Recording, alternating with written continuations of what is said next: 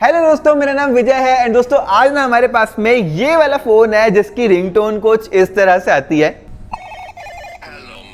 मोटो है, ये तो पतलू है भाई। 5.99 मिलीमीटर स्लिम है ये वाला फोन और आप इसको मोटोरोला बोल रहे हो। ये है दोस्तों पतलोरोला। मजाक कर रहा हूँ दोस्तों। मोटोरोला एज 70 स्मार्टफोन आपके दुबई वाले भैया के पास में आ चुका है। मजे वाली बात यह है कि ये वाला फोन अभी तक लॉन्च भी नहीं हुआ है, लेकिन हमने भाई इसको इंपोर्ट कर दिया है सीधा चाइना से। चाइना में इस वाले फोन का नाम है मोटोरोला X70 एयर एंड ये फोन सच में एयर जितना ही लाइट है। 159 ग्राम्स का वेट अपने साथ में लेके आता है। एट द सेम टाइम एक स्लिम फोन होने के कारण कुछ कॉम्प्रोमाइजेस भी हैं। क्या कुछ स्पेशल लेके आता है, क्या कुछ कमियां निकल के आ रही है, परफॉर्मेंस रियल लाइफ में कैसे निकाल के दे रहा है with the Snapdragon 7 Gen 4 processor, battery किस तरह से चल रही है रियल लाइफ में, कैमरा किस तरह से परफॉर्म कर रहा है, सारी चीजें एकदम ऑनेस्टली बताएंगे आपके दुबई वाले भैया, जिसके लिए वीडियो में एकदम एंड तक बने रहिएगा मेरे दोस्तों। And I said that let's get started.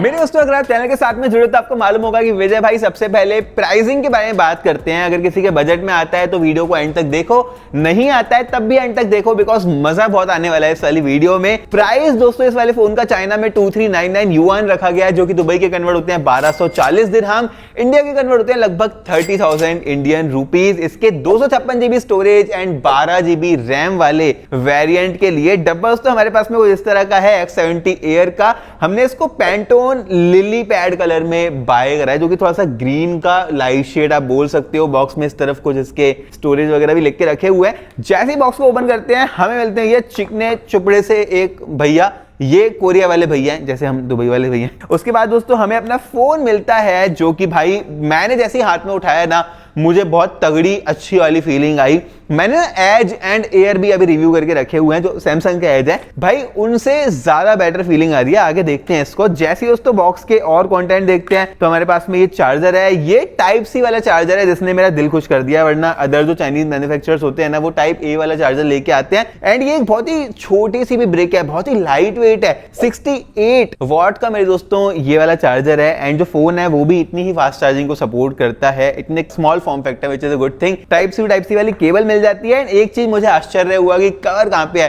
फिर भाई मैंने देखा कि इसका कवर तो यहां पर छुपा के रखा हुआ है मोटो ने, जहां पर एक डिसेंट सी क्वालिटी का हमें कवर मिल जाता है एंड एक स्क्रीन प्रोटेक्टर भी प्री अप्लाइड आता है इस वाले फोन के साथ में। लास्ट ईयर मुझे ध्यान है मोटो एज 60 जो आया था ना वो भाई स्क्रीन प्रोटेक्टर नहीं लेके आया था, जबकि उसके अंदर एक कर्व्ड स्क्रीन मिलती थी। यहाँ पे इस बार लगा के दिया है। ऑल्सो उसमें केस भी नहीं मिलता था बॉक्स के अंदर, इसके बॉक्स के अंदर केस भी है, विच is a good thing. At the same time Europe में दोस्तों पता है इस वाले फोन को कितने का लॉन्च किया गया है? आप गैस करो और नीचे कमेंट कर दो, फिर मैं आपको आगे बताता हूँ। कर दिया कमेंट? इसको दोस्तों यूरोप में लॉन्च किया गया है 700 यूरो का, जो कि भाई इंडिया के 80,000 कन्वर्ट हो जाते हैं। ठीक है, गोरों को लूट लो, लेकिन इंडिया में इस प्राइस में ये वाला फोन नहीं आना चाहिए। डिजाइन से स्टार्ट करते हैं मेरे दोस्तों, जहां पर 3 गुणों वाली डिजाइन ये वाला फोन अपने साथ में लेके आता है। सबसे पहले ये फोन अपने साथ पतली कमरिया लेके आता है, सिर्फ 5.99 मिलीमीटर स्लिम एंड सिर्फ 159 ग्राम्स के वेट के साथ में आता है। ये फोन रफ एंड टफ भी है, बिकॉज यहाँ पर मिलिट्री ग्रेड 810 का सर्टिफिकेशन है।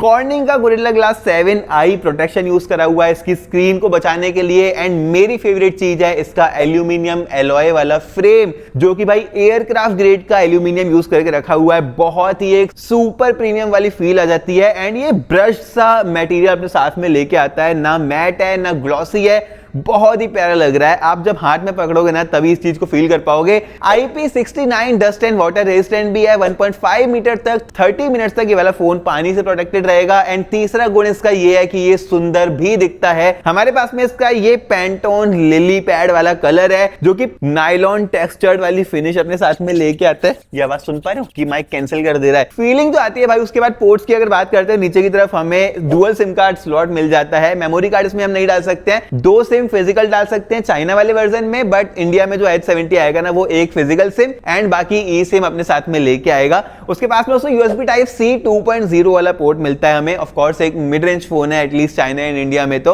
एक 2.0 वाला पोर्ट। स्टीरियो स्पीकर्स मिलते हैं। इंटरेस्टिंग है ये चीज, बिकॉज जो आईफोन एयर था ना उसमें नीचे की तरफ भाई स्पीकर्स देके ही नहीं रखे हुए थे। ये वाला अपने साथ में स्पीकर्स लेके आ रहा है, वो भी स्टीरियो, वो भी ऊपर की तरफ आप देख सकते हो डॉल्बी एटमॉस साउंड के साथ में। तो it is a very very good thing. Timing, right side में हमें अपना power button, volume rockers, left side में इंटरेस्टिंग है एक क्विक बटन वाला फोन लेके आता है जहां पर कोई भी शॉर्टकट इसको असाइन करके आप दे सकते हो। मैंने 2 एप्लीकेशंस डाल के रखी है, जहां पर मैं सिंगल प्रेस करता हूं तो जीमेल ओपन हो जाता है, एंड जब मैं डबल प्रेस करता हूं तो मैंने बॉटम एप्लीकेशन इसको असाइन करके रखी है। उसके अलावा ये वाला फोन अपने साथ NFC का सपोर्ट लेके आता है, मतलब wireless payments and file transfers वगैरह के लिए। वाइब्रेशन मोटर काफी अच्छी क्वालिटी की यूज करके रखी हुई है, मैं अपर मिड रेंज वाली बोलना चाहूंगा। हैप्टिक फीडबैक काफी अच्छा निकल के आता है। At the same time IR sensor नहीं डाल के रखा हुआ है। ओवरऑल डिजाइन को मैं 9.5 आउट ऑफ 10 देना चाहूंगा कंसीडरिंग द प्राइस रेंज। मजे वाली चीज है भाई। अब दोस्तों आप सोच रहे होंगे कि विजय भाई फोनों की बहुत तारीफ करने लग गए हैं, विजय भाई बिक चुके हैं, लेकिन दोस्तों ऐसा नहीं है। जो फोन अच्छा है उसको हम अच्छा बोलते हैं, जो कम अच्छा है उसको हम कम अच्छा बोलते हैं, लेकिन जो अच्छा नहीं है, आपके पैसे बर्बाद करा रहा है, उसकी तो भाई हम कड़ी शब्दों में निंदा करते हैं। इसी के साथ डिस्प्ले के बारे में बात करते हैं इस वाले फोन की, जो कि एक 6.7 इंचेस की डिस्प्ले है, POLED वाला पैनल है। बेसिकली क्या होता है, एमोलेड पैनल ज्यादा अच्छा माना जाता है एंड एक्टिव मैट्रिक्स अपने साथ में लेके आता है, पावर एफिशिएंट भी होता है। POLED जो डिस्प्ले रहती है ना, पैसिव OLED डिस्प्ले इसको बोलते हैं, थोड़ी सी ज्यादा बैटरी कंज्यूम करती है। एट द सेम टाइम ये वाला फोन अपने साथ में LTPS वाला पैनल लेके आता है, जो कि 120 हर्ट्ज के रिफ्रेश रेट के साथ में आता है। मतलब डिस्प्ले बहुत ज्यादा स्मूथ तो फील करती है, at the same time power ज्यादा खाएगी बिकॉज LTPO डिस्प्ले नहीं है एंड बिकॉज एमोलेड डिस्प्ले भी नहीं है। दूसरी चीज दोस्तों, ये वाले फोन अपने साथ में 4800 mAh की बैटरी लेके आता है, तो ये डिसीजन मोटोरोला ने यहां पर क्यों लिया मुझे नहीं पता। बैटरी लाइफ मैं आपको आगे बताऊंगा। फिलहाल डिस्प्ले की अगर बात करते हैं तो यहां पर एज टू एज फैली हुई है, बहुत ही ब्यूटीफुल, एकदम सुपर फ्लैट एंड स्लीक ये वाली डिस्प्ले फील करती है। 4500 निट्स की ब्राइटनेस देके रखी हुई है, 1.5K का रेजोल्यूशन है, कलर्स बहुत डीप निकल के आते हैं, 446 पिक्सल पर इंच डाल के रखे हुए मोटोरोला ने यहां पर। एट द सेम टाइम दोस्तों, ये जो यूजर इंटरफेस है ना, मोटो का MyUI 8.0 डाल के रखा हुआ है। एज आई सेड, मैं 3 साल के बाद कोई मोटोरोला का फोन चलाया है, ये भाई बहुत ज्यादा बगी है, ऑप्टिमाइजेशन बिल्कुल भी नहीं है। अच्छी क्वालिटी की डिस्प्ले डालने के बाद भी, अच्छा रिफ्रेश रेट होने के बाद भी जो UI है ना, मुझे ज्यादा स्मूथ फील नहीं हो रही है। मतलब मैं नॉर्मली कोई एप्लीकेशन भी ओपन कर रहा हूं या फिर कंट्रोल सेंटर भी इवन ओपन कर रहा हूं, आप देख सकते हो कि यहां पर थोड़ा सा हिल डुल जा रहा है भाई ये वाला फोन। HDR10+ के सपोर्ट के साथ में आता है। अंडर डिस्प्ले फिंगरप्रिंट स्कैनर भी देके रखा हुआ है, जो कि एकदम नीचे की तरफ करके रखा हुआ है एंड आज के स्टैंडर्ड की तरह नहीं है ये भाई, ये एक ऑप्टिकल वाला फिंगरप्रिंट स्कैनर है। अभी हमने रिसेंटली जितने फोन टेस्ट करे हैं, इवन मिड रेंज वाले, सब अल्ट्रासोनिक फिंगरप्रिंट स्कैनर के साथ में करे हैं। ये वाला भाई थोड़ा स्लो फील करता है।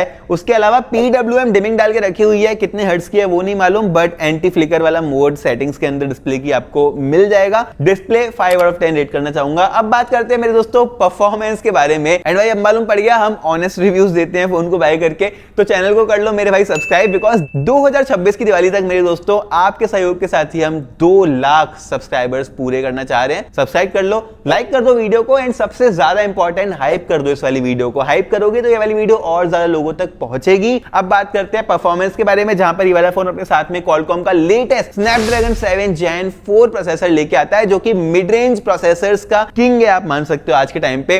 Adreno 722 GPU देके रखा हुआ है एंड 256GB की स्टोरेज, 12GB की रैम। स्टोरेज यहां पर UFS 3.1 वाली है। रैम भाई LPDDR5X वाली देके रखी हुई है। वाईफाई का वर्जन 6E है, ये 7 होना चाहिए था प्राइस को देखते हुए, एंड ब्लूटूथ का वर्जन 5.4 है, ये 6 होना चाहिए था प्राइस को देखते हुए। अब दोस्तों डेली लाइफ में ना ये वाला फोन भले ही प्रोसेसर कैपेबल हो, ये सेम प्रोसेसर हमने Vivo के V60 में भी चलाया हुआ है, वो फोन इससे ज्यादा स्नैपी फील करता था। इसमें भाई हम एप्लीकेशंस खोलते हैं, जो एनिमेशन निकल के आ रहा है ना, वो इतना स्मूथ नहीं फील करता है। एंड कोई भी ऑनेस्ट यूट्यूबर होगा ना जिसने कोलैबोरेशन नहीं करके रखा होगा, आप उसकी वीडियो देख लेना, वो भी सेम चीज बोलेगा इस वाली यूजर इंटरफेस के लिए। भाई यहाँ पर लैग डेफिनेटली फील हो रहा है, भले हम कंट्रोल सेंटर को ओपन कर रहे हैं, भले हम किसी एप्लीकेशन को ओपन एंड क्लोज कर रहे हैं बार बार। गैलरी में मैंने भाई जैसे ये वाली फोटो कुछ इस तरह से मैं ऊपर कर रहा हूं, ये भी भाई झटका सा दे के आ रही है, तो ओवरऑल स्मूथ एक्सपीरियंस यहाँ पर डेली यूजेज में नहीं है। गेमिंग की अगर बात करते हैं, यहाँ पर भी सेम कहानी है भाई। मैंने PUBG खेल के देखा, स्मूथ प्लस एक्सट्रीम की सेटिंग है, 60 FPS कंटिन्यूअस हमें मिलते हैं, लेकिन भाई बाकी सारे फोनों के लिए मैं बोल सकता हूँ कि स्मूथ फील करते हैं। ये वाला फोन भाई शटर अटक गया था मेरा 2 से 3 बार, तो मतलब गोली प्रेस नहीं हो रही थी। अब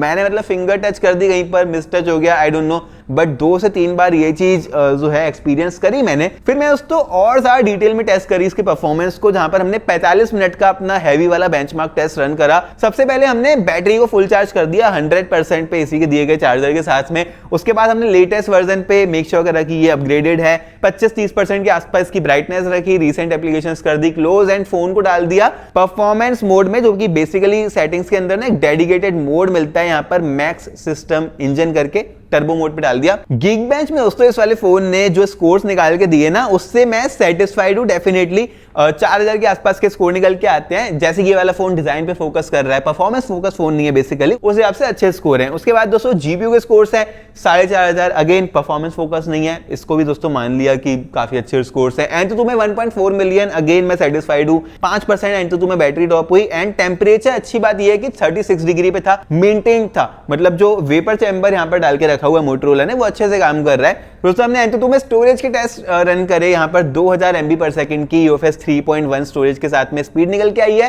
रीड एंड राइट दोनों। लेकिन अगर इसको कंपेयर करते हैं मिड रेंज फोन्स के साथ में, जो कि इवन पोको X7 ले लो, F7 ले लो, कोई भी परफॉर्मेंस सेंट्रिक फोन, वो 4000 के रीड एंड राइट स्पीड निकाल के देते हैं, बिकॉज उनके अंदर UFS 4.0 वाली स्टोरेज होती है, इसके अंदर 3.1 है। नेटवर्क यहाँ पर डिसेंट निकल के आ रहा है एंड जो CPU थ्रॉटल के स्कोर्स है ना, 88% की स्टेबिलिटी निकल के आई है, ग्राफ एकदम ग्रीन है, मतलब जो परफॉर्मेंस है एकदम स्टेबल निकल के आ रही है। टेम्परेचर भी 36 डिग्री तक ही गया है इसका। बट मेरे दोस्तों जो बैटरी है वो भाई ड्रॉप हो गई इसकी 84% तक इस 45 मिनट के टेस्ट के बाद में। उसके बाद हमने बैटरी को और ज्यादा टेस्ट करने के लिए एक 30 मिनट का 4K 30 FPS वाला, बिकॉज ये फोन 4K 30 FPS वाली वीडियोस को सपोर्ट करता है, टेस्ट रन करा। 30 मिनट वीडियो रिकॉर्ड करने के बाद इसका जो बैटरी है वो 73% तक ड्रॉप हो गई। हमने बैटरी को और ज्यादा डिटेल में टेस्ट करा, लगभग 1.5 घंटे की यूजेज के बाद, स्क्रीन ऑन टाइम के बाद इसकी बैटरी मेरे दोस्तों 52% रह गई, मतलब 48% के आसपास ड्रॉप हो गई। जबकि अगर मैं ऑलमोस्ट सिमिलर प्राइस के फोन से इसको कंपेयर करूं ना, जो कि हमने चाइना से रिसेंटली बाय करा था, सिर्फ 2500 रुपए का फर्क है दोनों के प्राइस में। OnePlus 15R AKA OnePlus A6, उसकी दोस्तों बैटरी 7800 mAh की है, इसकी 4800 mAh की है। उसने हमारी टेस्टिंग में 93% पे था, ये 84% पे चला गया। इतना बड़ा जो है डिफरेंस निकल के आ रहा है बैटरी में। हालांकि एक सिलिकॉन कार्बन बैटरी है, बट फॉर्म ओवर फंक्शन जो है इस वाले फोन ने चूज करा है ताकि फोन पतला हो जाए। 66 वॉट की वायर्ड चार्जिंग को सपोर्ट करता है, 15 वॉट की वायरलेस चार्जिंग को भी सपोर्ट करता है। बैटरी की सेटिंग्स के अंदर जाते हैं तो अच्छी बात यह है कि हमें एक स्टैंडर्ड बैटरी सेवर मिलता है, एक एक्सट्रीम बैटरी सेवर भी मिलता है। बेसिकली एक्सट्रीम बैटरी सेवर ना आपकी बैटरी लाइफ को बहुत ज्यादा एक्सटेंड कर देगा। आप अगर कहीं फंस गए हो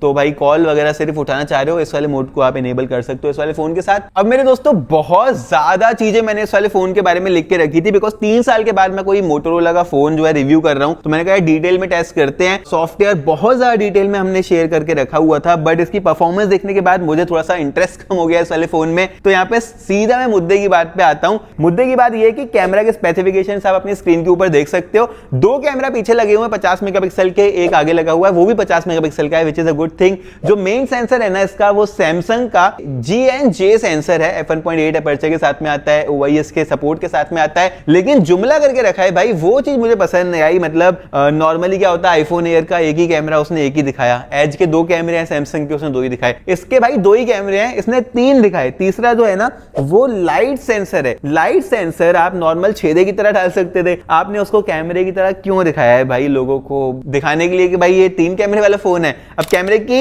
एक्चुअल डे लाइट पिक्चर्स की अगर बात करें ना, तो वाइड एंगल नॉर्मल के साथ में जो फोटोज आती है वो मैं इंप्रेस्ड हूं, बट जो जूम वाली पिक्चर्स है ना, ये वाला फोन 20x तक जूम करता है डिजिटली, बिकॉज टेलीफोटो सेंसर तो है नहीं इसके साथ में। वहां पर दोस्तों फोटोज जूम में फटी जाती हैं इसकी। जो नॉर्मल पिक्चर्स है वो अच्छी निकल के आ रही है, जो पोर्ट्रेट्स है वो डिसेंट निकल के आ रहे हैं, 8 आउट ऑफ 10 वाले पोर्ट्रेट्स मैं इसको बोलना चाहूंगा। जितने भी पोर्ट्रेट्स हमने क्लिक करे ना, थोड़ी सी स्किन टोन वगैरह बस ब्यूटीफाई वगैरह कर रहा है, वाइब्रेंट बना दे रहा है, बट ओवरऑल जो है ना अच्छा निकल के आ रहा है। एज डिटेक्शन वगैरह भी फोटोज में काफी अच्छा निकल के आ रहा है। मैंने बहुत सारी सेल्फीज भी क्लिक करी है जो कि आप देख सकते हो। इसके कैमरा में अच्छी बात ये लगी कि मैक्रो फोटो और वीडियो अगर आपको निकालनी है ना, तो जूम वाले रेंज में ही उसको डाल के रखा हुआ है, शॉर्टकट बेसिकली। वो चीज मुझे इंप्रेस कर गई जो कि और किसी फोन में नहीं मिलती है। कुछ मैक्रो फोटोज भी निकाली है, वो भी आप देख सकते हो, अच्छी डिटेल्स यहाँ पर कैप्चर करी है। लेकिन जब हमने वीडियो भाई रिकॉर्ड करी, वहां पर भाई मैंने जो नोटिस करा करा वो आप सुनो पहले। मेरे दोस्तों वीडियो रिकॉर्ड हो रही है Moto Edge 70 के फ्रंट फेसिंग कैमरा के साथ में, जहां पर हम 4K 30 FPS पे रिकॉर्ड कर रहे हैं। वैसे इसमें हम 1080p 60 FPS वाली वीडियोस को भी रिकॉर्ड कर सकते हैं। थोड़ा सा जूम इन होके आ रहा है ताकि हमें बेटर स्टेबलाइजेशन मिल जाए। किस तरह का स्टेबलाइजेशन आ रहा है वो आप देख सकते हो फ्रंट फेसिंग कैमरा के साथ में। कलर्स कैसे निकल के आ रहे हैं, साउंड कैसा आ रहा है, मैं आपको आगे वीडियो में बताऊंगा। कुछ इस तरह से अगर हम वॉक करते हैं तो ये इसका नेचुरल स्टेबलाइजेशन है। अब भाई ये रिकॉर्ड हो रही है इसके रियर फेसिंग कैमरा के साथ में। यहाँ पर भी हम 4K 30 FPS वाली वीडियोस को रिकॉर्ड कर सकते हैं। 4K 60 FPS नहीं है, बट 1080p 60 FPS वाली वीडियोस को भी हम रिकॉर्ड कर सकते हैं। स्टेबलाइजेशन मुझे ऑन स्क्रीन एटलीस्ट अच्छा नजर आ रहा है। एंड एक और अच्छी चीज है इसमें कि इसका जो वाइड एंगल कैमरा है ना, वो भी 4K 30 FPS वाली वीडियोस को सपोर्ट करता है। तो वाइड एंगल जाते हैं, एक झटका सा तो मिलता है जैसे ही स्विच करते हैं। एंड अगर मैं आपको अगेन आपने ये नोटिस करा होगा भाई, मतलब लेंस स्विच कर रहे हैं, कलर्स ऑलमोस्ट सिमिलर नजर आ रहे हैं, बट अच्छा खासा झटका हमें मिल रहा है। वीडियो में बाय द वे हम 6x तक जूम करते रहा, ओवरऑल जूम वाला एक्स है, बट स्टेबलाइजेशन एंड नेचुरल जो वीडियो निकल के आ रही है ना, वो अच्छी निकल के आ रही है। AI ऑडियो जूम वाला फीचर भी हमें मिलता है। ये थी दोस्तों मेरे वीडियोस। फ्रंट फेसिंग वीडियो बहुत ज्यादा इंप्रेस्ड हुआ, 50 मेगापिक्सल का सेंसर है। लेकिन जो रियर फेसिंग वाली वीडियो है भाई, जैसे ही हम लेंस स्विच कर रहे हैं मेरी आवाज काट दे रहा है। लेंस स्विच में झटका पड़ रहा है वो बात अलग हो गई, बट मेरी आवाज काट दे रहा है भाई। कितने वर्ड गायब हो गए, मैंने वीडियो को बार बार देखा। स्टेबलाइजेशन अच्छा निकल के आ रहा है, गुड थिंग। अल्ट्रा वाइड में भी 4K सपोर्ट कर रहा है, which is again a good thing. भाई लेंस स्विच में बहुत झटके दे रहा है एंड आवाज भी काट दे रहा है। ये इस प्राइस रेंज में एक्सेप्टेबल ही नहीं है मेरे दोस्तों। नाइट में मैंने फोटोज ली, वीडियोस ली, अच्छी लाइट कैप्चर कर रहा है, सारा कुछ अच्छा देके रखा हुआ है, सेंसर्स कैपेबल है, more than decent camera system. Videos में थोड़ा सा बस वो जो कमी थी वो ने आपको बता दी। बाकी यार कैमरा एप्लीकेशन है इसकी मुझे अच्छी लगी। अल्ट्रा रेस वाला मोड है, यहाँ पर 50 मेगापिक्सल की फोटो खींच सकते हो। ग्रुप शॉट वाला मोड देके रखा हुआ है, डुअल कैप्चर वाला मोड देके रखा है, प्रो मोड, पोर्ट्रेट मोड जहां पर 2x की हम पोर्ट्रेट फोटोज क्लिक कर सकते हैं। फोटो यहाँ पे फोटो इफेक्ट का ऑप्शन है, लाइव फोटो का ऑप्शन है, एक्शन फोटोज का ऑप्शन देके रखा हुआ है। वीडियोस में हम जाते हैं तो यहाँ पर हमें HDR10 वाली वीडियोस का सपोर्ट देके रखा हुआ है। 4K 30 FPS पे एज आई सेड हम रिकॉर्ड कर सकते हैं, स्लो मोशन रिकॉर्ड कर सकते हैं, ये सारी चीजें हमें मिल जाती है। सॉफ्टवेयर के बारे में दोस्तों बात करते हैं, जहां पर मैं इसको थोड़ा शॉर्ट बना दूंगा। Android 16 के साथ में ये वाला फोन आता है, 4 अपडेट हमें मिलने वाली है। ऑन द टॉप MyUI मिलती है मोटोरोला की। मोटोरोला यहाँ पर बोलता है कि ये Lenovo की थिंकशील्ड सिक्योरिटी प्रोटेक्शन के साथ में आता है, जो कि क्या काम करने वाला है वो हमें नहीं पता, बट ऐसा मेंशन करा हुआ है। मोटो के AI वाले फीचर्स हमें मिल जाते हैं। इनफैक्ट बहुत सारे AI वाले फीचर्स है इस वाले फोन में, ट्रांसक्राइब वगैरह, समरी वगैरह निकालने वाले फीचर। फोटो एडिट वाला एक ही फीचर मिला जो कि है इरेजर। उसके अलावा AI एक्सपेंड होता है जो फोटो में, वो नहीं है। AI डिटेल बूस्ट होता है, वो इसके अंदर नहीं है। उसके अलावा मोटो के आइकॉनिक फीचर जैसे कि कुछ इस तरह से करेंगे तो कैमरा ओपन हो जाएगा, कुछ इस तरह से करेंगे तो फ्लैश लाइट आ जाएगी। ये सारे इस वाले फोन में ही मिल जाते हैं हमें। अब मेरे पास में इसका जो है चाइनीज वर्जन है, तो डायलर के अंदर हमें कॉल रिकॉर्डिंग का ऑप्शन भी मिल जाता है। बट आई बिलीव कि इंडिया में जब ये वाला फोन आएगा ना, तो इसमें गूगल वाला डायलर होगा, जिसके अंदर हमें कॉल रिकॉर्डिंग का ऑप्शन नहीं मिलेगा। स्पीकर्स की अगर बात करते हैं मेरे दोस्तों, तो साइज को देखते हुए मैं जज करूंगा। आगे आप आवाज सुनो पहले।